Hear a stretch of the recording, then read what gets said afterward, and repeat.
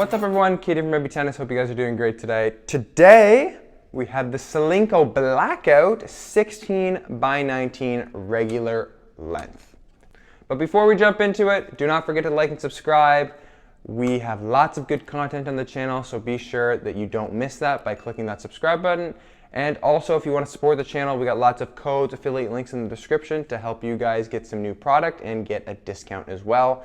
And if you want to go even above and beyond, you can use the super thanks button, and that is greatly appreciated. But not forget to like and subscribe. So the Solinco Blackout, guys, this is very different than the whiteout line, in my opinion. This racket kind of falls into the power and spin category of rackets, a category that I'm not really looking at often or usually use or play test. I think it might have been, since I did the V cores in the E-Zone Pure Aero rackets last year, or maybe 8-9 months ago now, that I've played with and play tested a racket like this. So it was a little bit of a different experience.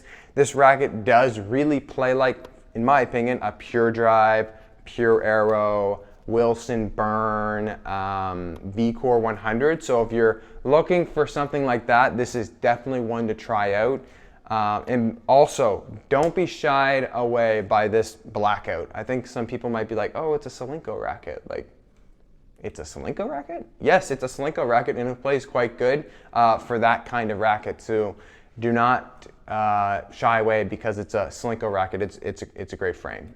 So what do I think about it? Before I get into it, this is not my racket at all. But I'm going to judge it for somebody that it would suit. So my game style, it's just in my level. I feel like this racket is just, it won't work.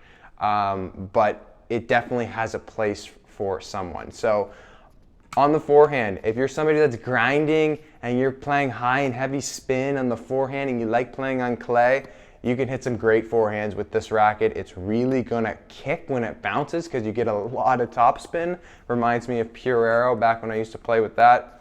And it also has a lot of depth on it as well because you can really smack it with this racket. So if you wanna hit some booming forehands with some heavy topspin, this is a great frame.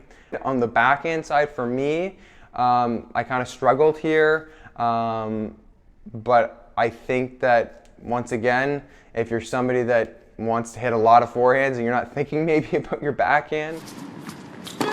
He's finding the lines. Oh.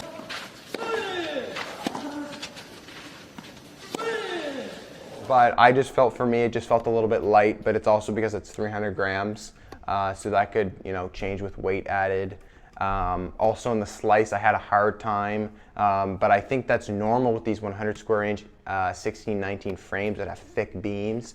They're not meant for the touch and feel shot. So I think that's why I noticed, that on the slice. I mean, I come from a Radical 98 that, is customized to my spec, so that's gonna feel good on touch and feel shots for me. And that's the same thing for up at the net.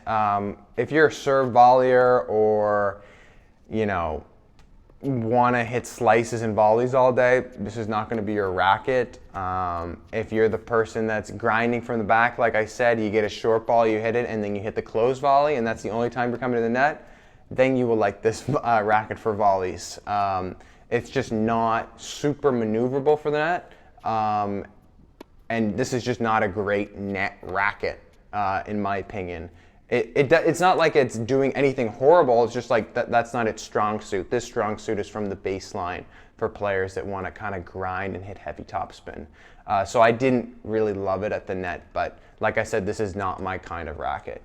Also on overheads, I actually feel like I could hit the overheads pretty hard and heavy with this, but that's because it's a 100 square inch racket. From serve, you can boom this actually as well. I enjoyed this on serve. Serve and forehands were kind of the best points of this racket for me. Can really crank it actually.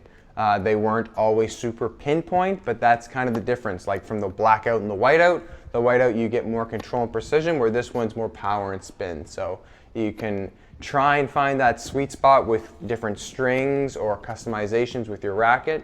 But at the end of the day, I was able to get a lot of power on my serve, but sometimes I lost a little bit of control that I would have maybe loved to have found maybe in a different racket.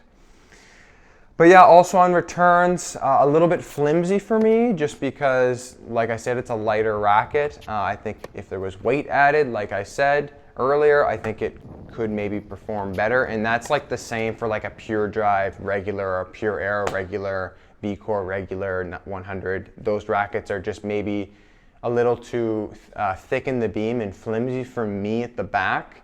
But I think, like I said, if you are an intermediate player or somebody that likes the thick beam rackets and wants to grind from the baseline, you're gonna love it on return. You're gonna love, you know, grinding with this racket. So yeah, that's kind of that. Not my kind of racket, but definitely is for some people, and I think this will hit, you know, really, really well for some people. So if you're in, you know, the market for a new racket and you're looking at trying Pure Arrows, Pure Drives, Burns, you need to throw this one in. You need to, because it's really in that category, and I really think it has a place in, you know, that kind of top 4 lineup for those rackets. And that's saying something, because I used to play with the Pure Arrow and I love the Pure Arrow. So I think some people will really, really like this. So that's gonna be it, guys. Thank you for watching. Do not forget to like and subscribe, and we'll catch you guys in the next video.